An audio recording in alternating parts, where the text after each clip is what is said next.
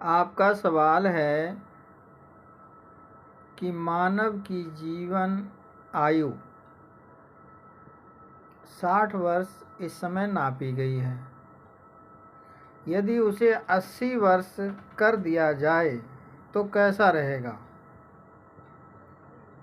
और 60 वर्ष के बाद के जीवन को बुढ़ापापन की उपाधि दी जाए तो कैसा रहेगा। सवाल तो बहुत ही सुंदर और इंसान को चारपन देने वाला है, और ये लाभ का ही पात्र बनता है। जैसा कि आपको मालूम है कि बचपन, जवानी और बुढ़ापा, बचपन की आयु सरकार ने या समाज ने या संसार ने 17 वर्ष 364 दिन आंकी है। उसके बाद 18 से 60 वर्ष तक की आयु 59 वर्ष 364 दिन नापी गई है। 60 वर्ष के बाद बुढ़ापे की उम्र लागू होती है। अब आपने कहा कि यदि बचपन, जवानी, बुढ़ापा के साथ बुढ़ापापन दे दिया जाए तो कैसा रहेगा। आपने देखा होगा कि 59 साल का कोई इंसान यदि अपने आप को जवान बताता है तो समाज में उसके प्रति कई चीज़ें उठने लगती हैं कि बूढ़ा हो गया है, किंतु वो सही बोलता है। 59 वर्ष की आयु बुढ़ापे में नहीं आती है। 60 वर्ष का अगर वो हो चुका है, 61 वर्ष में लगा है, तभी बुढ़ापा उस पर शुरू होता है। 60 वर्ष की आयु से 80 वर्ष की जीवन आयु अगर बना दिया जाए तो अनेकों अनेक फायदे हैं। अभी आपकी सरकार 60 वर्ष के बाद जो पेंशन दे रही है, वो पेंशन इसीलिए दे रही है कि जीवन में इंसान की 60 वर्ष आयु नापी गई है, उसके बाद उसका बुढ़ापा आ जाता है, और 60 साल पेंशन के रूप में उसकी मदद सरकार भी कर रही है, वर्तमान में भी कर रही है। अब सवाल ये आता है कि 17 वर्ष 364 दिन का तो बचपन हो गया, और 18 वर्ष से 60 वर्ष के बीच के समय मान लो 42 वर्ष, तो जवानी बचपन से 2 गुने से कुछ ज़्यादा बैठ रहा है। जबकि बुढ़ापे की उम्र 60 वर्ष के बाद अज्ञात है। किसी को पता नहीं कि 60 वर्ष के बाद कितना जिंदा रहेगा।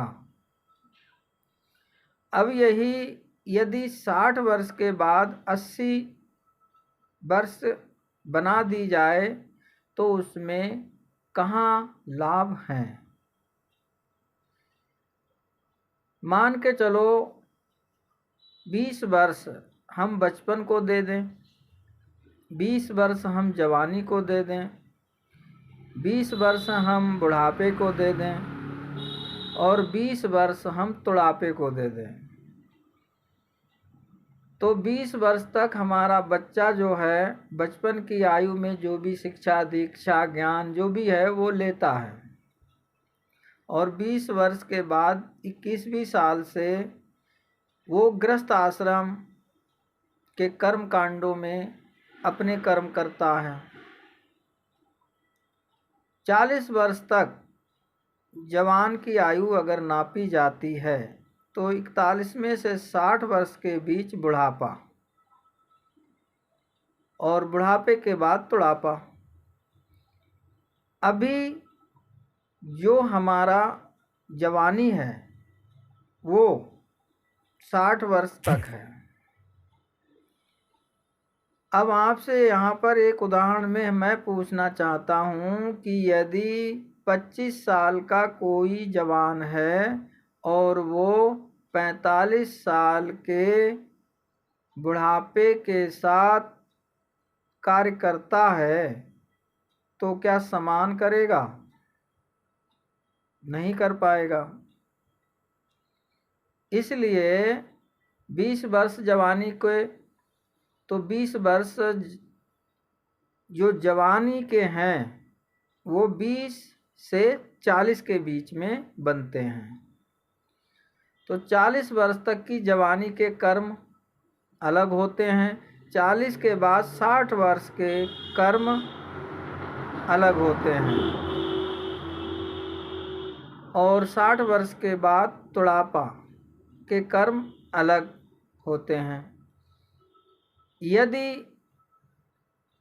आयु सीमा इंसान की 80 वर्ष की जाती है तो 20 वर्ष उसमें चले जाएंगे बचपन के, और 20 वर्ष 40 का जब होगा तो वो जवानी के होगा। उसमें बंदा एक्टिव रहता है, बहुत ज़्यादा एक्टिव, ज़्यादा बीमारियां नहीं लगती हैं, ज़्यादा कुछ नहीं लगता है। तो 40 साल की आयु प्राणी की स्वयं की आयु होती है। 40 साल के बाद जो उम्र 60 वर्ष तक की होती है वो एक बैल की जिंदगी मानी जाती है, जिसमें कर्म प्रधान हो जाता है। और 40-60 के बीच से ऊपर जब पहुंचता है तो वो एक उल्लू की उम्र बन जाती है, 80 साल के बीच और 60 साल के बीच में। जनसंख्या के परिमाण और परिणाम जो आंकड़े हैं वो दर्शाते हैं कि जनसंख्या जो संसार में है वो बचपन, जवानी, बुढ़ापे के अनुपात में है। ये अनुपात 1:3:1 के अनुपात में है, अर्थात एक बच्चा, 3 जवान और 1 बूढ़ा है। इस हिसाब से जो बूढ़ा है 60 साल नापी गई है, उसके ऊपर 60 से 80 के बीच में भारत में ही नहीं अगर पूरे विश्व में देखा जाए तो बुजुर्गों का जो अनुपात है 60 से 80 के बीच में, तो वो लगभग 15% से भी ऊपर बैठ रहा है।